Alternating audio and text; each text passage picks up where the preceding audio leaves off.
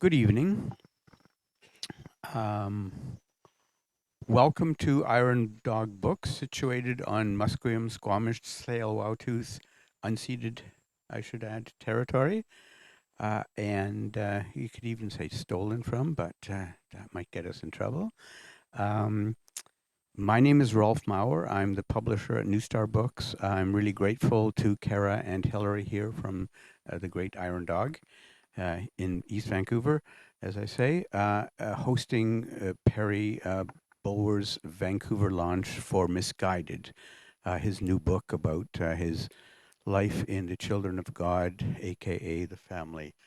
And I am the proud publisher of this book, it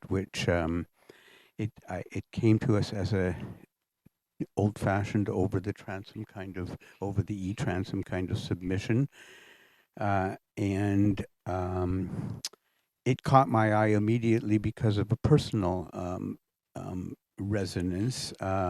My brother was a longtime member of the Children of God, the family. He is exactly the same age as Perry. When I read the first few pages of Perry's book, I realized that was exactly the same summer that my brother went in. So I would not be surprised if you had crossed paths at one point or another with my brother Werner, who I cannot remember what his name was in 1970. Um, and you know what you'll talk about what I mean there, right? Um, the so I was kind of very intrigued by the story. I wondered, oh, this is, and I knew because of my brother's experience and his, his very large family's experience, uh, that it was a highly relevant story. That it was one that really, really needed to be told. That said, having a great story to tell and being able to tell that story well is a world of difference. A lot of people have really great stories. Try getting it onto the, through the keyboard and out into the world. And I realized that uh, Perry was one of those people who could basically he had learned how to make sense of his story and could put it down in a way that both put you there and pulled you along. It was a very engaging and honest and at times difficult and painful thing to read. And there's a lot of pain in the book, but there is also a lot of clear-sightedness. And already, kind of spoiler alert, because his voice is there from the beginning, that he does get through this, and he's writing about it from the other side of this experience already. And there's not much more I can add. It's I've worked on a range of different kinds of books, but this is certainly one of the more what's the word? The more, it has in addition to being a really, I think, important document about uh, an important aspect of late 20th century and 60s and 70s popular culture. It's also a really moving personal story. And if you haven't read the book, I invite you to read it. And I'm certain that Perry is going to have some interesting things to tell us about the book and what led to the book. So, on that note, Perry. All right, thanks, Rolf. Yeah, just so I'm Perry Bulwer. The full title of the book is Misguided: My Jesus Freak Life in a Doomsday Cult. Um, just a bit on that title. I mean, Misguided captures sort of the whole essence of my involvement, in this cult. Um, and I speak to that in an early chapter where I break from the narrative and give some suggestions and ideas of things that could have perhaps saved me from being misguided. Things like being taught critical thinking skills, or perhaps a comparative religion course at school, or having a mentor to help me um, wade through this stuff, to ask questions and to doubt, etc. Um, uh, and in the subtitle, Jesus Freaks is a deliberate nod to what I consider the best book written by an outsider who wasn't involved with the cult in any way. And that book is Jesus Freaks. Um, I believe the subtitle is uh, Madness and Murder on the Evangelical Edge, written by a writer, journalist, Don Latine.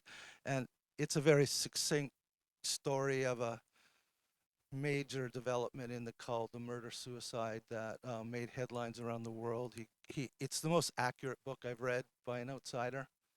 That's I couldn't really identify any factual errors, which happens a lot when outsiders try to write about this very complicated group with a 50-year history and constant doctrinal changes and you know practices around the world that could vary from commune to commune and country to country. Very complicated story.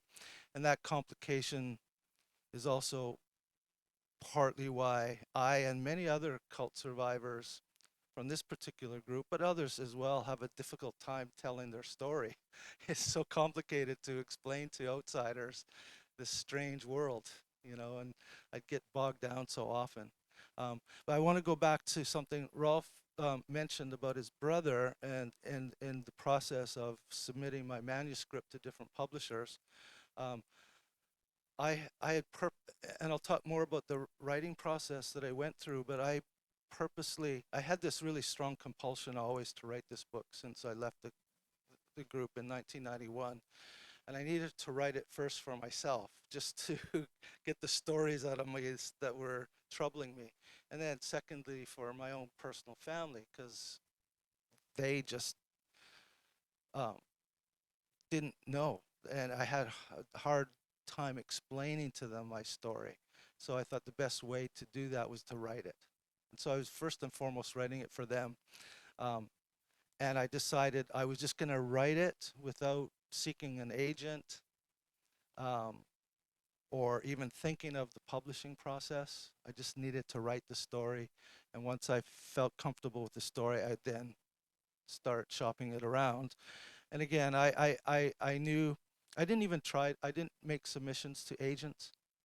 I just thought I'm going to go the independent route and just submit directly to publishers that accept manuscripts, you know, from writers directly. So that was what I decided to do. And I'd sent it off to maybe a dozen or so. And I started only with Canadian publishers. Um, and not sure where New Star Books fit into that sequence. It might have been maybe the third or fourth book I submitted to. I got, silence from some, and they say right up front, we don't, if we're not interested, we're not going to let you know. If you don't hear from us, it means we're not interested. Others would get back to me. But I have to say, I was very excited when I got Rolf's first email, and then it might have been in the second one where he described what he started to tell you about his brother joining the Children of God in 1970, 71. And that blew my mind. Wow, that's what a coincidence. A publisher who actually already kind of knows somewhat about this story. And what happened there was that the Children of God had originated in California in 68, 69, 70. They started spreading around the States and they came up to Canada. There was a well-established Jesus People Army group. It was the Jesus People movement was this broad movement. Um, Within that, there were different groups and specific groups, maybe different names. The Jesus People Army was a very specific group within the wider movement, well organized. They had communes in Seattle and Vancouver, and here in Vancouver especially, um, they they had quite an operation. They had several communes. They had a printing shop for printing gospel literature. They had a bake shop, outreach like for outreach. They had a few other buildings, and they were receiving government support from the British Columbia government, um, quite well established. And the Children of God, which was, you could say, a part of that wider Jesus People movement, but they were the most radical of the bunch with their leader David Berg. Anyway, they came up to Vancouver and they, through a series of events, took over the entire Jesus People army. And that caused quite a stir. And there was a series of four lengthy articles in the Vancouver Sun about this takeover and about this radical group. And so I cite some of those articles in my book. Um, And that's an example, again, to go back to what I was saying earlier, things that could have prevented me from dropping out as this ignorant, naive 16-year-old, to just drop out of high school and join these Jesus freaks in a commune in my hometown, because those Vancouver Sun articles came out 3 months before I did that. But I didn't know anything about them. My parents even subscribed to the Vancouver Sun. And in trying to understand that sequence of events and why no one told me about it, I I have to think that my dad was the one who read the paper, and he was into sports and politics. I kind of think that he may have seen some headlines about these freaks or whatever, and maybe didn't pay much attention, because 3 months later, when I was recruited and very quickly, within a matter of weeks, dropped out of school to join this group, my parents were, of course, concerned. And before I'd actually taken that step to drop out, I was sitting in high school one day, and I get called to the office. Now, I was always kind of a troublemaker and getting into trouble. I wasn't really knowing what to expect, but it turned out my parents were outside waiting. They wanted me to talk to a priest because I'd been raised a Catholic, and I didn't go to church anymore, but I was like, okay. They didn't know who these people were, what I was getting up to, and I was spending all my time there, and they were worried. So I talked to the priest, and he never brought up this Vancouver Sun report. And there was quite a lot of negative things in there. There was stories of people who had got caught up in it and then kind of left. The first article, front page article of a young teenage mother with a young child who got out of the, kind of got away and escaped. There were stories of kids my age, 16 years old, dropping out and their parents concerned. And there was a lot of negative um, criticisms about the group. And yet, um, when someone told me about this, I spoke to this priest. I won't get into too much detail to spoil it. But he didn't dissuade me. He just kind of, said, "Well, don't do anything rash or sudden," which I did. But the, the point is that after I did leave home and drop out, within weeks after that, my local newspaper did a front page story. And I've included the full text of that article in the book because I think it tell it gives a lot of sort of that um, history of that moment, and there's a lot of details about the group that I didn't have to then rephrase, or it was just but in that article it actually that the priest I spoke to, he's interviewed, and he even says, well, he didn't see anything to be too concerned about with this group. Here's this, oh, he said he referred to the Vancouver Sun article, but he said he wasn't all that concerned. And it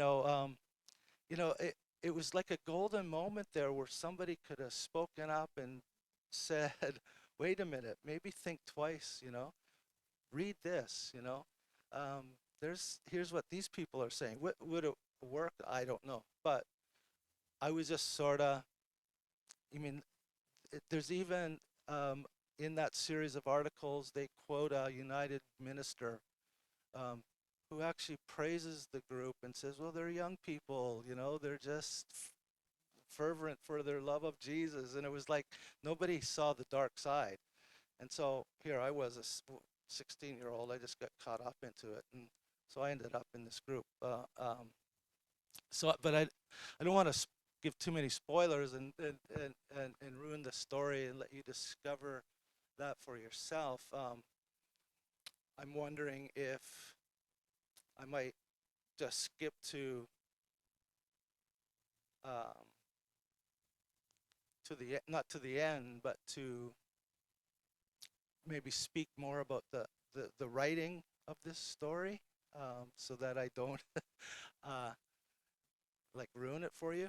Like I think um, I when I wrote this book, I really tried hard to write it as the story unfolds, to only discuss what I knew at the time, to not like with you know what I know now in hindsight write about those events with the knowledge I have now, but to write it as this naive kid, and how I'm receiving and perceiving all of this new life, this devotion to Jesus and God. I th- in the early chapters I explained my Catholic indoctrination and how that was used by these people who were fundamentalist evangelical Christians. They used my Catholic indoctrination to kind of manipulate me, and my greater culture was involved there, the Christian culture I was raised in. It all fed into that. So to me, I thought I was doing the most important thing I could do, right? Um, and so as I was writing, I was trying to keep that sort of naivety, that innocence, that's how I saw things. A few times I break the narrative to explain a few things, like I did with that example of here's some things that could have maybe saved me, and then I get back into the narrative. Um, and that's throughout the whole story. There's going to be times where you're reading and like, oh my God, how you know how could he have believed that? How could he have stayed in there that long? How could have there's going to be a lot of questions. I think try to remember that I'm writing those again from that ignorance, of what was really going on. Um, that's not to use that as any kind of excuse or justification. There is none. I try to make that clear in the end, that my own sort of level of culpability just by being in such a group that was so abusive. Um, but again, I try to tell it as it unfolded from my perspective at the time. Um, but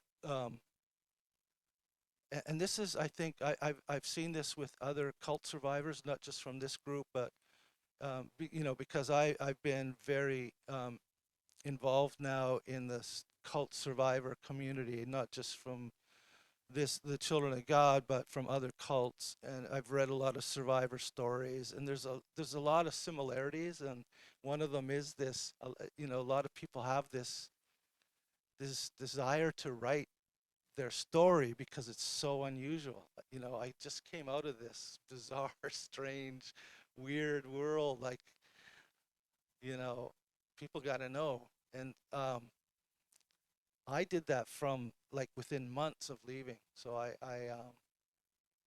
and my escape story kind of reads a little bit like a movie script. There's parts of it where it's sort of like a scene out of a movie in a way, in some scenes.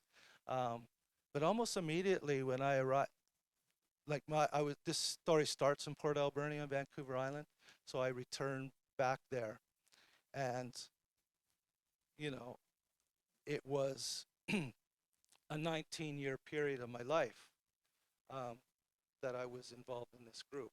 Now, most of that I was living in the group. There was a period of a couple years where I wasn't physically living with other cult members, but psychologically I was still in that mindset, um, and um, in that mindset of waiting for the end of the world. Because if the world would end, if all these end time events would happen the way I was told they would happen, that would prove I was right. That would prove my beliefs were right. So it's a weird thing, but this is kind of common too to many doomsday cults.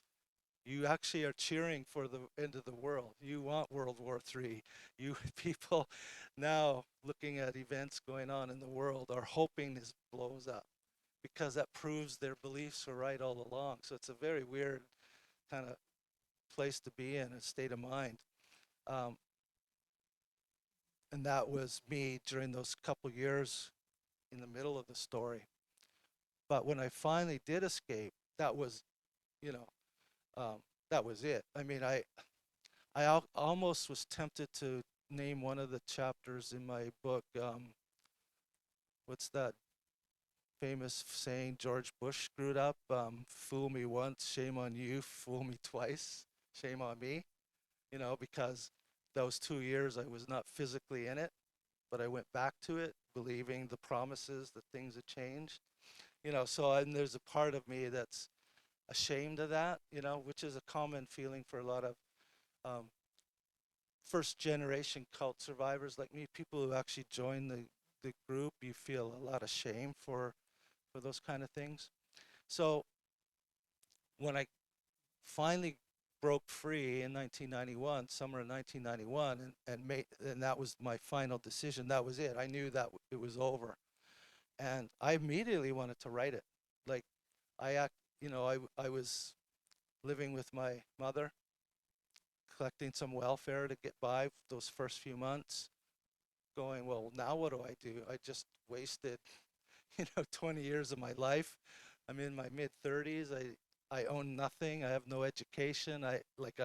What do I do now, right? And while I was waiting to figure that out, I started to write, and I wrote two, three, four chapters. I borrowed a typewriter, started typing it out, and it was all written from still. I was still a believer. I still believed in God. I rejected the cult, but I still had that believer mentality, and everything I was writing was from that perspective. But I really hit a wall. It was like I had so many questions, and I had no way to find the answers to that I needed to write in order to tell the story properly. I get to a point, I go, well, I'd have questions about it. And of course, the internet just became available to the public in 1991. There was almost nothing on there. I wasn't in communication with former cult members at all, so just on my own. So I really had no way to answer those questions. And then one day, a, a university catalog came in the mail from Vancouver Island University. I started thumbing through that, and that's gave me the. Oh, and the other thing was those first few months I went to a 25th anniversary high school reunion, junior high, which you might know, Lisa, the E.J. Dunn junior or middle school. It was their 25th anniversary. So like 2 or 3 months out of the cult, I go to this this event, and I had a conversation with the teacher that really stuck out to me. And he said something like, referring to another teacher, my English teacher, my grade 10 English teacher. He said, Mr. Hayes said that you were the best student he ever had. And it just like, I was like, what? Because I always thought I was like dumb. I thought I was, the cult just beat all self-esteem and self-confidence out of me because the self is bad. There's nothing good about yourself. So that just really hit me hard, like because I remembered that English teacher giving me straight A's that year. Um, and then this catalog came in, and that's the idea came to me to go to school. So I put the writing aside to focus on education, which I did for 4 years. And during that 4 years, trying to survive in the real world, hiding my past because I'm too ashamed and too embarrassed to reveal my past, and people won't understand it anyway, and it's too complicated. I tried a few times, I blurted out to a couple classmates once that I was in a cult, and you get this sort of blank stare and like, what do you mean a cult? What's that mean? So I just didn't go there. But I never lost that, you know, really compulsion, I have to say, to write the story. Never left me. So after that, I moved to Vancouver. Um, I was going to train to be a teacher, which is a mistake. I dropped out of Simon Fraser University. All this time, every time a memory would come, because I had some, and I won't spoil it for you. There's some very specific events, one in particular that haunted me forever, still does, um, that I could never completely put in the back of my mind. Most stuff I could just kind of stuff in the back. But I started writing notes and diaries. I had little notebooks. I'd write everything down, every memory, sometimes more than once. I'd forget that I'd already recorded that, all with the idea of one day writing it. So I just kept notes. And, for years I kept these notes. And, one thing led to another. I got involved in political activism here with the street drug users and street sex workers, and that led me to law school. So again, I had to put off the writing. It was like, you know, just enough to survive financially while studying full time and working part time. So again, the writing get put off. And then again, another series of events that I won't get into because it'll spoil the story, but I had to put off the writing again. I moved from Vancouver. That was, at one point, I will mention, just so you get a taste of what was happening. I was diagnosed with PTSD, and that was obviously from my cult life. Um, so that had a major impact on me. My life kind of fell apart. Again, through all that, I got to write this story one day, you know, um, and circumstances were never quite right, but I just kept plugging along with the notes. I finally made an outline of what I wanted to do. I started plotting out chapters with working titles. I don't know if you know this, Ralph, just an aside here. Originally, I planned every single title of every chapter was a song title or a lyric. And then I read that, wait, you can't, and at the beginning of each chapter, I put a section of lyric that would sort of lead into that chapter. Then I realized all the copyright issues with lyrics, but many of the chapters are still retain that, so there's still some. So for example, one chapter is called On the Road Again, or there's a few others there. Yeah, yeah, the very first chapter, you got to serve somebody. Um, and So I had to kind of abandon that idea, but I had all these plans, and I was kept formulating it over years of just, you know, one day, um, and then I actually ended up in homelessness for a while, for a brief while. And then I got super lucky, and I found this amazing, quiet little place. Part of my issue with PTSD was very triggered by noise. I couldn't handle noise and crappy apartments and noisy neighbors, and that was sending me downhill. So I got really lucky, and I found this nice little quiet, isolated place, and I think that was 2015 or 16. It was like, finally, I'm here. I'm in the place where I can write. I can just do start the writing. Um, and even then, that process, it um, it got delayed for about a year when I foolishly made this plan to move to the Philippines. Thank God I never did. But I mean, I've made a series of bad decisions in my life, and that would have been another huge one. Fortunately, the dictator Duterte and his vicious war on drugs there changed my mind, because that would have made a monumental disaster. So another year delay in writing my story. It's just like one thing after another, but finally it just everything was right, and I got down to business, and I wrote and wrote and rewrote. And I tell people, people sometimes ask me, well, you got any tips for writing and stuff? And I just say, just write, and then just keep rewriting it, and everything you write, rewrite it again. I must have rewritten, every sentence in that book over and over, and rearranged paragraphs, and just constantly honing it. And it started off well over 200,000 words. I knew that was too much. I got it down to 170,000, which was the first manuscript Rolf read. It was 170,000 words. Um, and then, I had to, inform me of the harsh realities of the publishing world, and I'd have to get that down to 120,000 words, so 50,000 words to come out. Some more editing, another round of, another manuscript, and at that round it was a bit easier. I could cut out anecdotes that weren't necessary to the bigger story. Um, but yeah, I mean I guess that would be another tip I tell people: just don't give up. No matter what just keep writing.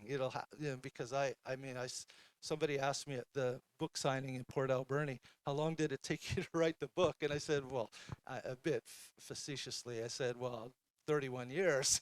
you know, I wasn't writing the whole time.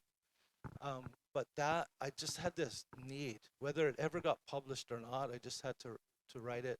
And I got close to giving up, even getting it published. I only submitted it to 10 to 12 publishers. It's not a lot, but it's a bit disheartening when you don't get a response, or they say, oh, we're not interested, or we don't do memoirs, or, you know, I would have kept pushing if Rolf hadn't responded positively. I would have continued to try. I would have probably, I'd run out of the Canadian market, would have started hitting American publishers.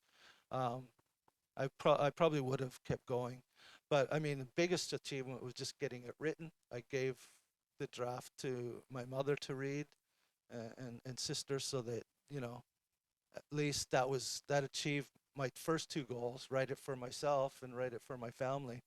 So everything else beyond that's been a bonus. I mean, I was elated to get this offer from Ralph. It took me a while to come around and actually sign the contract. I'm very cautious, because I've made so many bad decisions in my life, right? What's I, one more? yeah, yeah, it's like, I mean, now I can't, it's hard for me to make the simplest decision. I go shopping with a shopping list, and it still takes me three times longer than anybody else. I have a really hard time making decisions, and I think that's because I've made so many bad ones. Like, I'm very cautious now but yeah, so I mean, that was a bonus. And um, I was speaking earlier today about this, that um, for me, just getting it out into the world is a huge thing. I think it's an important story. There are very, very few people um, in this cult I was in, the Children of God, the family. We have, this jargon where the people who joined, like myself, are the first generation, and then their children, the second generation, people who were born and raised in it, and even third generation. But within my generation of people joined, and I always like to clarify that nobody joins a cult. you know, you join a group that you think is going to achieve some great purpose or some benefit to you, but it's still a convenient way. I joined it, but people like me in the first generation, there are, I mean, it's hard to quantify. Less than a percent of the thousands and thousands who joined, I think, have willingly spoken out publicly about this, to admit the crimes that happened, the abuse that happened, to advocate for those who were born and raised in it, to speak out, to educate the world about it. There's very few people that have done that. Um, and so that was part of my compulsion. I knew I could tell it. I didn't have to hide my identity. I didn't have children of my own that would affect. I know there are some people who would like to speak out, who've done it anonymously to protect their children from this, because it is a horrific story, and there's a tragic story, and there's a lot of tragedies and a lot of broken people and broken families, and it's hard to talk about. And for that first generation, there's kind of a couple groups. There's those that are sort of in complete denial about what happened and try to still justify or make excuses or downplay it. Oh, it wasn't that bad. There are others, I think, that do admit it, but it's just too shameful and too embarrassing to talk about. Um, and it is for me too. I mean, it's a hard thing. This is a very, very personal story. I talk about some very personal things. That's kind of scary to put out in the world.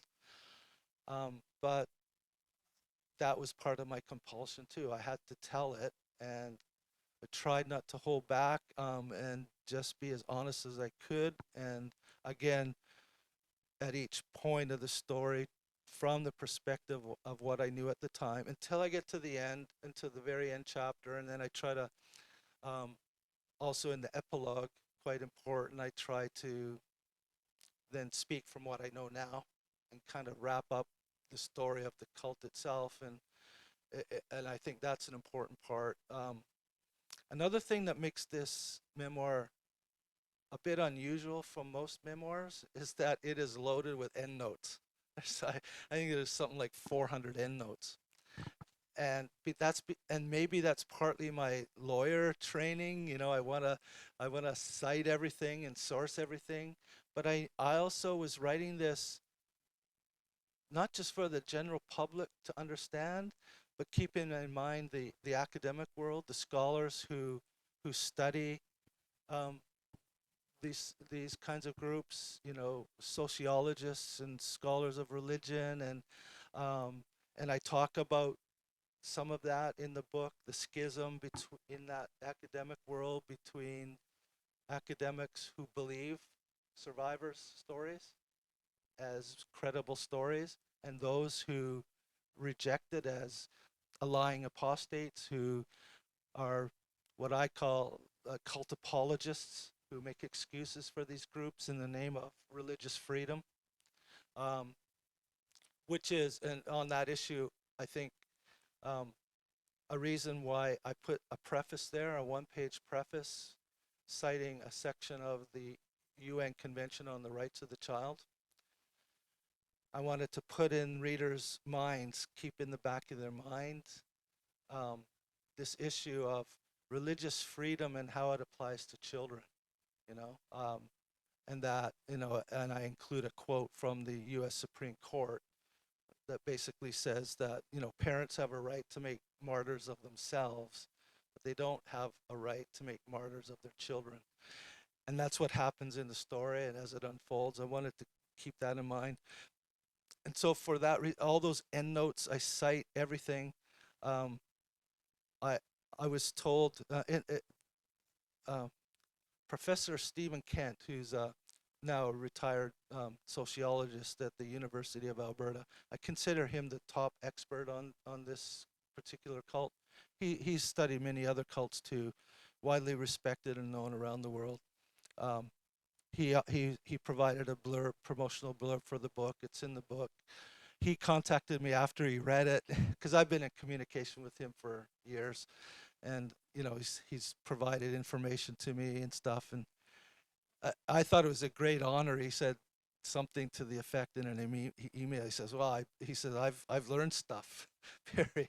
So I think that's to that point I was making of how this is also important for that academic world. So it's a in that sense it's an unusual memoir. It's my story, but it's an academic work in a sense with all those citations. It's informing the public. Yeah, I mean that's you know I you know it's maybe it sounds a bit bragging. I am proud of this book. I think it's an important book, and I hope it gets you know more well known. But I think it's an important book. I thank you, Perry. I would like to. In fact, there's a whole bunch of really, really interesting points that you raised in your talk, and I hope one or two of you might have a question or responses of your own. I wanted to pick up on one thing, which is where you're relating some of the events, and you talked tonight about how it's unbelievable that I could do these things. One of the really skillful things of your of the manuscript, in fact, is your ability, and you actually gave away the technical secret the way you did it, is you make it actually really easy to understand why you in that position would uh, do that. In fact, that is one of the characteristic traits of many abusive relationships, where the person being abused just being of what of course this seems normal, this seems reasonable, and the technique for that you use as a writer for doing that is what you were talking about. You only bring to the telling of that episode uh, um, what you knew at the time, and that's really writerly discipline to do that, and it does, as you pointed out, to numerous drafts and careful writing of each sentence. I think it might actually be a um, uh, we should do a shout out to Brian Lynch, who Hmm. did a lot of that work, getting it from 180 to 120 or whatever the final weight limit that you were assigned was. Yeah. Um, he was your trainer who helped get you down to that limit, and Brian, who could not be here, sends his regrets for not being able to attend. If you're looking for a really first-rate copy editor, contact us. And the final thing, and I wanted to say. Um, for now anyway, because I think, like I said, you raised a lot of points. Is you another interesting distinction you talk about, and we talked about the memoir, but in fact, your book is much more in the way of a classic autobiography, and the distinction there to be made has to do with those hundreds of footnotes that endnotes that you're talking about. There's an American writer who once made the very interesting distinction: an autobiography is the events of my life. A memoir is how I remember it. Mm.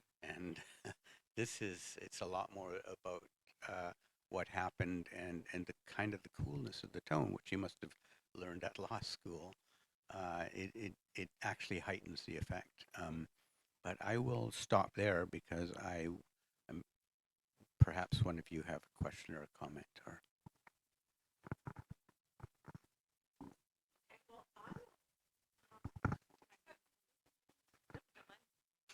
Um, I know you've said several times, Perry, that you don't want to give anything away because it's in the book. But I think, oh, just give us a teaser, because I think that I know in our conversations, because I'm a personal friend of Perry, and so I've heard some of his stories, and um, I know that I'm sure that you can bring up some snippet without giving away the whole story. Would you? Mm. I mean, there are so many. Please. Uh, um, well, where, what? Any ideas, Rolf?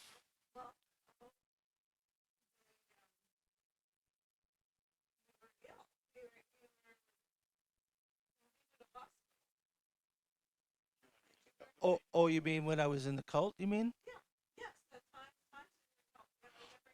Oh, uh, I are you referring to when I had appendicitis? That that story? Yeah, I mean that. Yeah, that. I mean that is an interesting story because that happened in Japan, but it tied directly to the beginnings of the story here in here in Port. Thought I'm back home in Port Alberni where I joined the cult. The couple that were in charge of the cult in Port Alberni where I joined, they were very early disciples of the cult leader David Berg. They had joined very early in California, and they were in a location that's called the Texas Soul Clinic, and it was a large commune of cult members, and this would have been in 1970. And Hannah, the couple, this couple were married. Hannah, in Texas, was pregnant and having a very difficult um, bir- birthing process. It was days and days and severe pain, um, and the mid they normally had home births, and the midwives would just home deliver the babies, but they were getting desperate in in Hannah's situation, and the founder of this cult, David Berg, was totally against doctors and medicine, and it was all about faith healing and trusting God. And he kept encouraging them to trust God, and everybody around Hannah was panicking, thinking that they didn't have the equipment necessary. They wanted to take her to the hospital, and David Berg was there, basically really very critical of their attitudes. They did eventually take her to the hospital, and she had the baby fine. Everything was fine. But out of that situation came a, a letter, a document by David Berg, um, Faith and Healing, where he basically tells the story of what happened, and he condemns them for having lack of faith. And doc, more doctrines around faith healing developed over time, but it was sort of like the seminal letter to convince members of the group to never go to doctors or hospitals, and if you did, there was something wrong with you. It was a lack of faith. God was punishing you, or this whole sort of um, control mechanism over people's own health. And so flash forward to a couple years later. So I met Hannah, and Japheth, her husband, who led the commune I joined. I met their little baby who had been born in Texas. Um, but I didn't really know that whole story yet. It was one of those letters I wasn't taught until a few months later. There was an indoctrination process where you were slowly fed some of the stronger doctrines over time. So a couple years later, I'm in Japan. I'm on on a road trip with an American guy, staying in a youth hostel, and I got hit with, well, I later found out was a acute appendicitis. It was like the worst pain I'd ever experienced. And by this time, I'd read that faith and healing letter, and I knew the doctrine of not going to doctors, and that it was a lack of faith. And so I resisted. I spent hours and hours in agonizing pain. I didn't want to go to the hospital. I, you know, I I wanted to trust God, but I couldn't bear it anymore. I just gave in. It was, the pain was too bad, and there was a hospital right nearby the hostel, and I had emergency surgery, and of course my appendix was close to bursting. And it could have been very deadly and dangerous. And I had other incidents later on, similarly, where my life was at risk from accident, where again, I was blamed for it. I was blamed for having appendicitis. I was punished for being out of God's will. It was that kind of, um, you know, uh, situation. And there's other stories in the book that show how close I was to some of these top leaders from the very beginning, and the negative consequences it had on me. Um, I've heard many cult survivors of this particular group tell similar stories, that the closer you got to any kind of top leadership, the worse it was. If you were able to stay on the fringes in some remote commune far away from leadership, things maybe weren't as bad.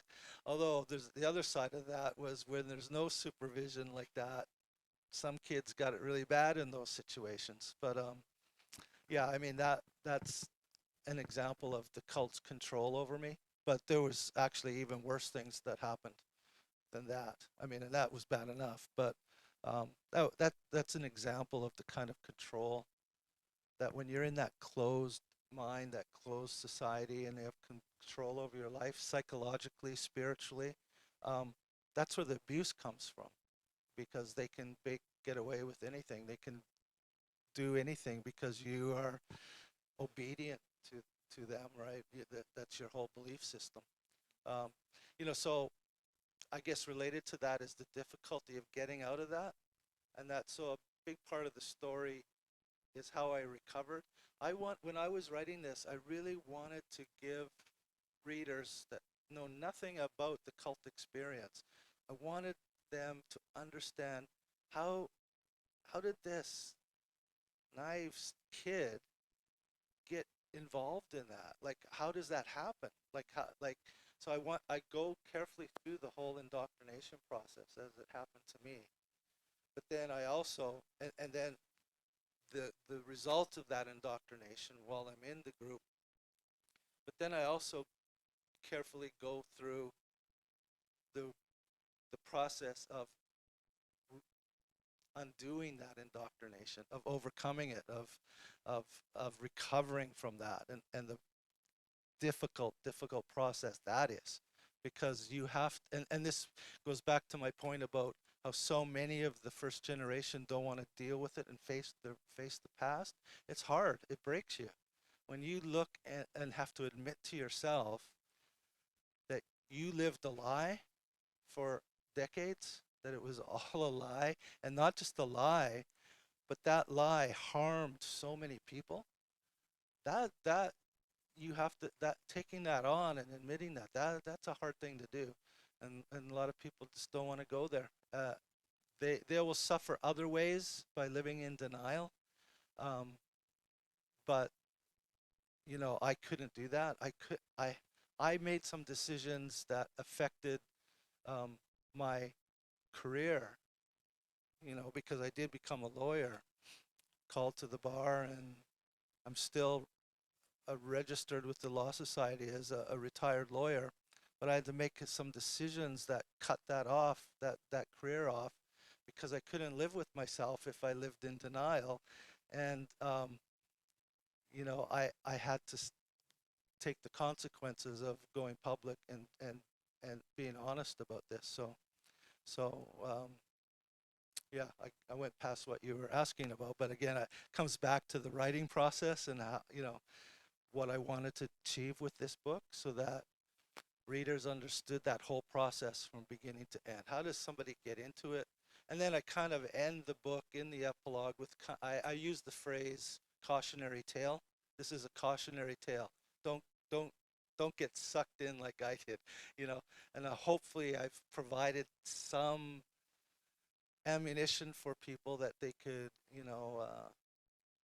maybe help others, or protect their own kids, learn from my example, and somebody asked me, about age appropriateness for this book. Yes, I do get into some details about the sexual abuse. So there's some of that. Um, I think, but overall, the theme of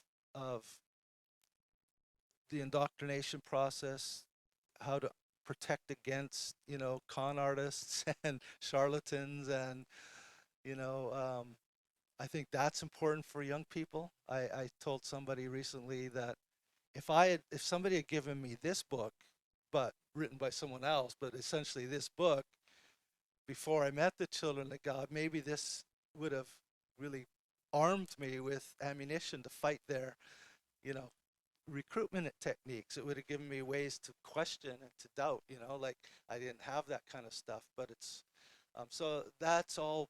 I mean, I had a lot of motives for writing this book. There's a lot in there that I wanted to, that I hope I've achieved, that I hope, if it even saves one person, it's maybe a cliche to say, but if one person reads this and is able to save themselves or someone else from that same kind of, bad, misguided mistake, then, maybe I guess it's worth it. I've had to try to take the tragedy that of my life and those bad decisions and make make it count for something. So it wasn't wasted. I hope I have achieved that at least.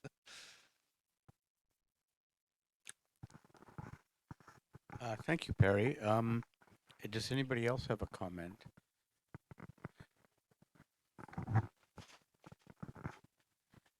I would be really curious to hear a little bit about your changing relationship with religion and belief and faith since leaving the cult, because I'm sure that's something that takes a lot of time and maybe has gone through a number of different phases, and where that relationship sits with you over that time. Yeah, that's a good point too, because that's another theme in the book of, um, um, people leave that kind of um, group. Some retain their basic beliefs. Um, I felt my first reaction was to put everything on hold, to just so a year after I left, I started university, Vancouver Island University, and I decided I was still a believer. I still believed in God. I mean, I I I had rejected David Berg as any kind of prophet, right? I I saw the abusiveness of the group and his followers, but I still believed generally in God. But I almost immediately stopped praying and reading the Bible, like right from the beginning. I just didn't read it anymore. I didn't pray anymore. Um, I mean, even in the group, I got to a point where praying, it's like I was going through the motions of a lot of things. I wasn't really, I'd had been having so many doubts and seen so many bad things. Kind of for the last year or maybe a bit more going through the motions. Um, while I tried to figure out what to do and how to get out, and even that was, I got a chapter titled "Should I Go or Should I Stay or Should I Go?" I mean, just that title. It again another song lyric, right? Um, that that speaks directly to the struggle I had, even just getting out of the cult, despite what I was seeing and feeling.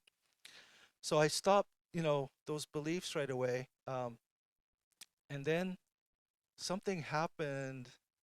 Again, here's to reveal another little spoiler.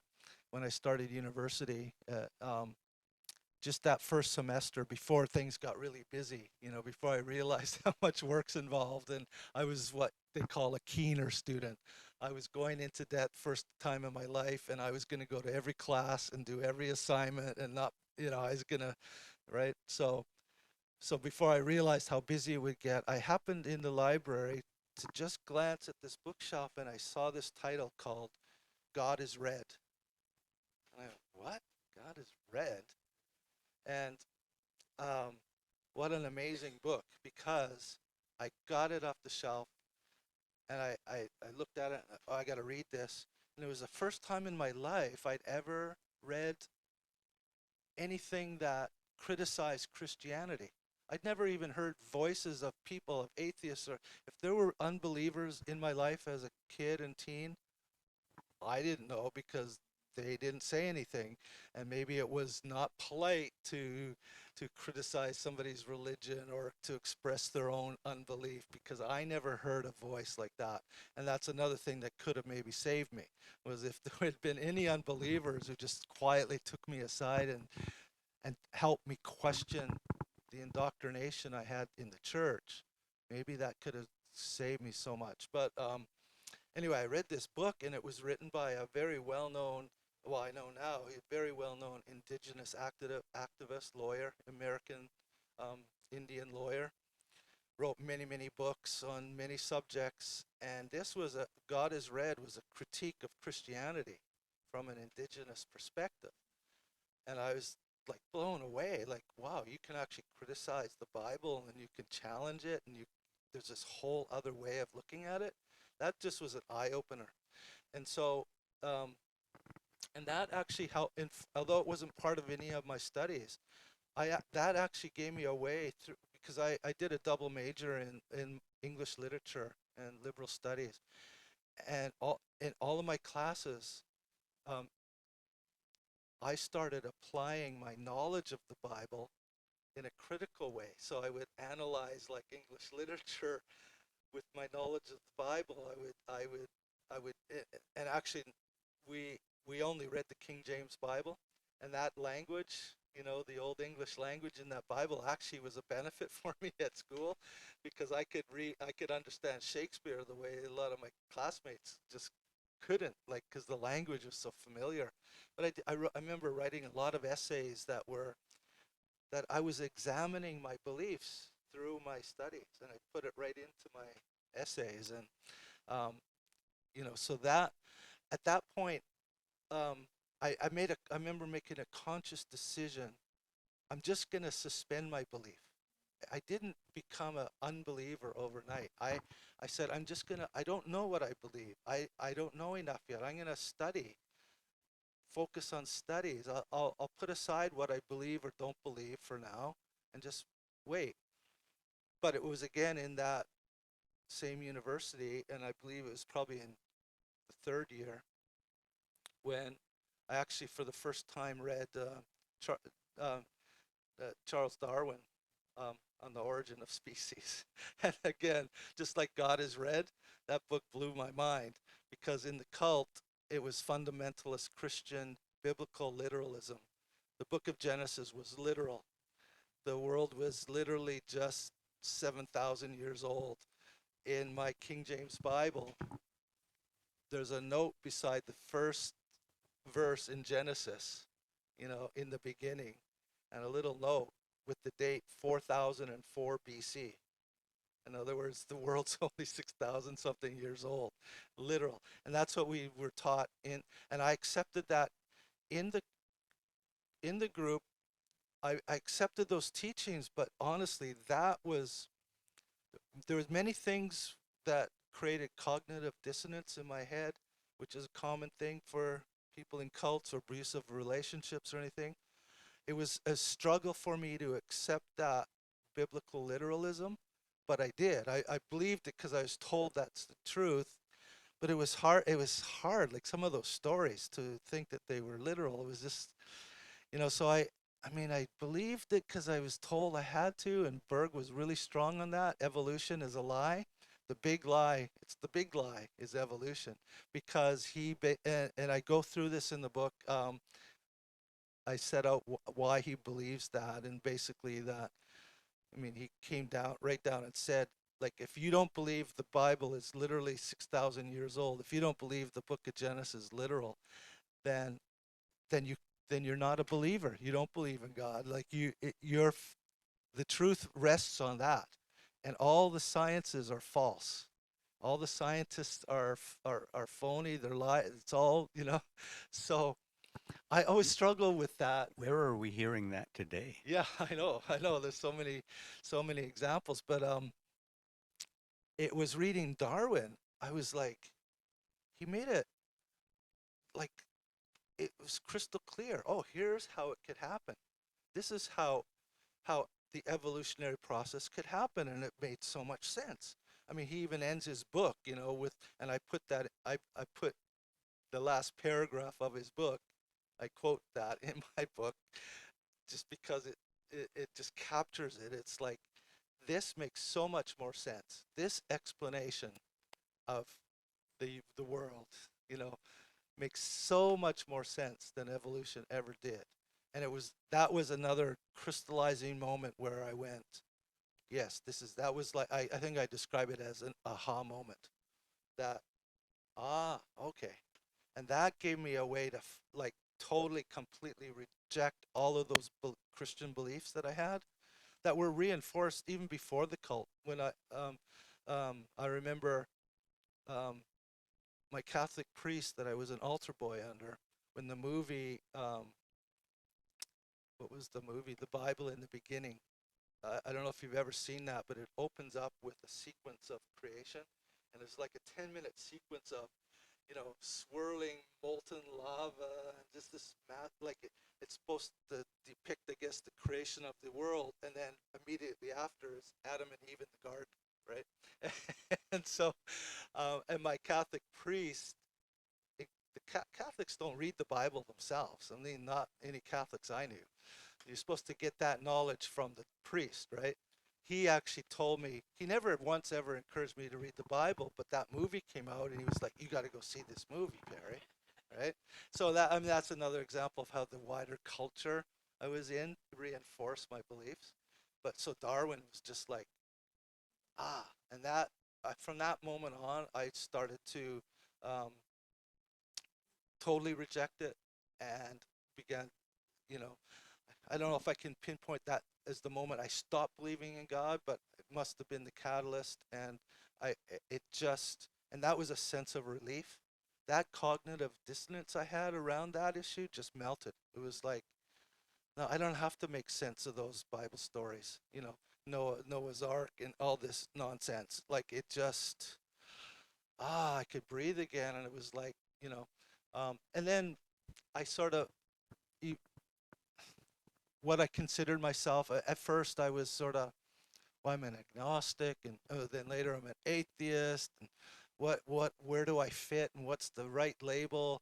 I've now taken to describing myself as an agnostic atheist. It's sort of like, well, maybe there's this infinitesimal small chance that there is a God and it's real, but it's so unlikely, that, and so that's the agnostic part. But really, I no longer believe, and I mean, I lost my faith. And again, there's another chapter with the song title, Losing My Religion. And I won't spoil that, where that title came from. I think that's a neat little anecdote of how that song played into, all of this. So I'll let you guys discover that one. But all these chapter titles, now that I think of it, there's so many still that were, oh, my chapter on the Philippines, Welcome to the Jungle. And I was like divided over that story. I had an anecdote in that chapter. I have a blog where I'm putting extra stuff that I cut out. I want to tell some of those stories I cut out. There was years ago, there was a story of a Japanese World War II soldier who had hid in the jungle for decades and was discovered, I don't know, in the 60s or 70s or whenever it was, 80s. They discovered him all these years living in the jungle, right? Hiding from the enemy, not knowing the war was over, right? I have put that as an opening anecdote in that chapter because I was trying to tell the story, because that chapter in the Philippines is where I walked away from the group for a while. So I was trying to say, yeah, I left the group, but I still believe the war is going on. I was still a believer, right? But I had to walk away from them. I'm just hiding because, things happened. But I still believe, and I'm this soldier in the jungle. So I ended up in this jungle village, literally in the Philippines. But then another part of that story, I was divided on the title, Welcome to the Jungle, or is it The Guest Who Wouldn't Leave? Because another big part of that chapter is how I took advantage of a couple families who took me in. Because I was so used to depending on people in the cult, we depended on others to support us, that I ended up overstaying my visit a couple times. So I thought, oh, The Guest Who Wouldn't Leave would be a good title. In the end, I just kept them. I just kept them both because I couldn't decide which one is more applicable. Because Welcome to the Jungle, of course, they're both song lyrics and that, but I was welcomed in this jungle village. They did take me in. So anyway, but that, yeah, that's sort of, yeah. I think I answered your question more than enough. If you ask me a question, I will talk all night. So you guys are gonna have to keep me under control here. How long have we been? Uh, okay. Yeah. Are there any other comments or questions from Perry? Uh,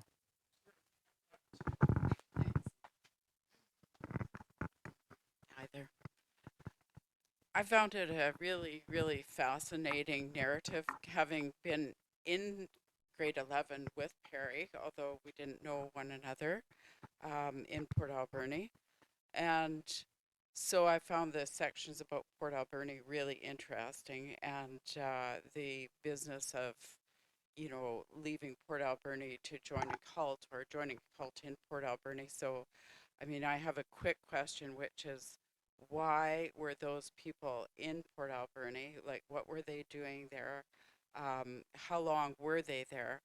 I've got a lot of different questions, but it seemed to me as well that there was such a strong cultural imperative within the community to stay in Port Alberni, and you were fighting against that, and found a way with this group of a path forward and out, and whether besides the um, the lack of critical thinking skills or practice of that, that there was really a pull factor as well to see the world, and that this provided a very good means of doing that. But Yeah. I'm particularly interested at this point about those people. Why were they there? How did they Right. get there? Yeah, that's actually, you made a good point there, and I'll get to that. Why were they there? But this pull you said of wanting to see the world. I talk a little bit about how I was kind of typical teen in a way of wanting to escape the world you're in. This it's almost a trope of Hollywood movies of the teen wanting to escape his mill town. But that's kind of like where I was at. I was like, everyone around me worked in the mill, and I was like, I don't want to do that. And we at the time, Port Alberni was boomtown. The inlet was there was three, four, five freighters, international freighters, parked in the inlet all the time to collect wood from the lumber mills and the paper mill. And we'd see these sailors would come to the park right across from our house and have picnics. And I knew they were foreigners, and I was like always curious. And as I was in Boy Scouts, we went on to a freighter as a tour, and I'd see these exotic people, and I just had this wanderlust. There's a chapter 2, I talk about my hitchhiking trip to California. I was just like, I wanted to leave, get out, I wanted to travel, I wanted to see the world. And so that fed into what part of the appeal of this group that I encountered in Port Alberni. But why were they there? Well, I mean, this group was at its core, although it deviated from it in many ways, at its core, it was a evangelical Christian group. They believed in preaching the gospel to the whole world, and because they had an end time message that the world was going to end soon. Part of that is you got to preach the gospel to the whole world, and you know, um, you, that's part of the mission. Is we've got to spread this message everywhere to the whole world.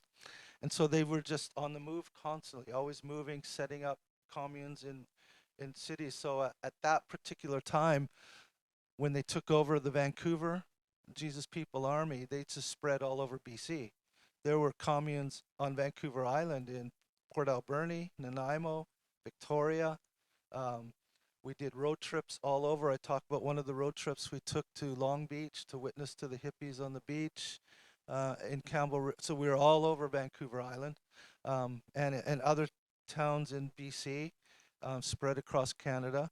And people in Port Alberni, even at the book signing there, a lot of people commented to me. They were shocked. They didn't know that there was a cult in Port Alberni because it wasn't there very long. They they had only been there a few months when I hooked up with them, and they closed down a few months after I left. I don't think they were even there a full year, maybe a year. But that was just typical of how they operated. They would just move around the world. I mean, from North America, they spread to Europe first. Eventually, everywhere in the world, this group was everywhere. And within countries, when I was in Japan, there was only a couple actual communes when I first went there in '75, but we had road teams all over the country. And over years, they established communes everywhere. That was just part of their imperative. That uh, David Berg actually gave specific prophecies of a specific year that Jesus would return, right? So this is very specific, and that's not uncommon. Jehovah's Witnesses, for example, have many times over predicted very specific dates, right? And it doesn't come to pass, but the group doesn't fold. This part of this cognitive dissonance, they just keep going on. It's just like, okay, well, reinterpret the prophecies, explain them away, and I should add that's a major reason why I used the term doomsday to describe this cult and not sex cult. Some books, some articles describe it as a sex cult. That's not inaccurate, but my experience, what kept me in there so long, longer than I should have been, was the doomsday prophecies. And when it became clear to me, I mean, it wasn't one thing. It wasn't the failure of those prophecies. it was a number of things. I had witnessed some pretty horrific stuff, and I was beginning to become aware of some, crimes, and I had to get out. Doubts were coming, but that end time prophecy failure was a big part of it too, right? So yeah, they just kept moving, and so it's kind of ironic because a lot of times we were preaching to places that were like the Philippines. I mean, there's hardly a less religious country in the world than the Philippines. I mean, like 90, I think it's 90 something percent of the people are Catholic. Now, a lot of them might be just nominal Catholics, but it's highly religious. They've got the message. So they already had the message. Why are we still preaching it to them? And then in China, where I lived undercover, underground for a year, teaching English secretly as a missionary, eventually had to escape. Again, I won't spoil that story. It's quite an exciting story. Um, I could, like, in hindsight, I can see how ridiculous it was, but we were trying to preach the gospel to China, but we had all these restrictions, right? And we were using our literature to do it. So, yeah, it, yeah, that's, like I said, I'll just keep going, and one thing will lead to another, and pretty soon I'll tell you the whole book right here. Why don't we wrap it there, and we can mingle a bit more and talk to one another, and talk to Perry, and talk to Hillary and Kara, and and and sign books. Oh yes, of Okay. course, and sign books. And so, thank you all for coming this evening, and thank you, Perry, Yes, thank you. and thank you, Iron Dogs, and have a great rest of the evening.